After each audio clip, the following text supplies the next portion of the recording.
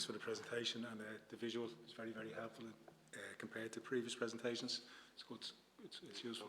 I think generally there's a lot of road with, we have a scheme in Avonbeg, a cycle scheme, and it's more an active travel scheme, and actually that took away road space. But in reality, there was only ever one lane of traffic on each side of the road, and there's still only one lane.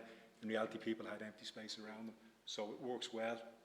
Coming through it as I was coming up here today, schools were closing, so it was very busy, very chaotic for a 15-20 minute period. But 90% of the time, it's good, and there's good access there for cyclists, pedestrians, joggers, etc., to run along that path.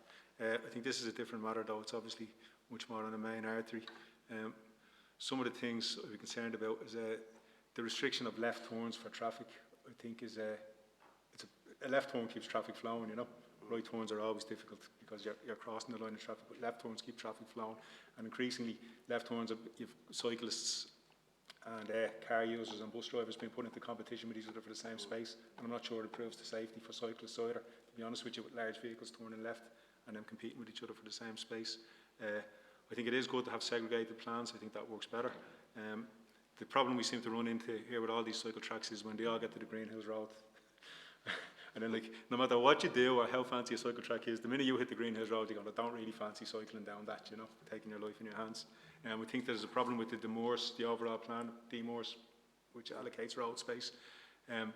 What we've seen in Fairhouse isn't that the cycle lane is the width of a bus lane, and then the buses can't actually fit in the bus lane because they didn't account for mirrors when they were thinking about buses passing by each other, so it's really, really tight, you know.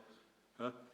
Now, there are aspects to forcing traffic to slow down, which does have a safety element to it, and there are some positives in that, but I think generally the rollout of these schemes is but the main point I have about this scheme actually is in terms of the Ayrton Road in particular, there's hundreds of apartments to be built up there, if not thousands, and my sense would be that you would lay a cycle track down there, and there may well be space for a cycle track on the Ayrton Road. It is a big wide road, but for the next 4 or 5 years there's going to be a huge amount of construction traffic in the area, and the cycle lane is going to get smashed up with heavy goods vehicles and cement trucks and gravel and whatnot, and all those vehicles are going to need somewhere to park over that period of time as well while construction is going ahead.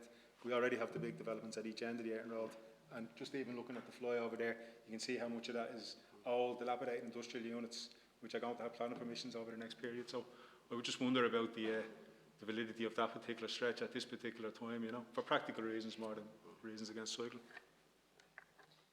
Hey, Councillor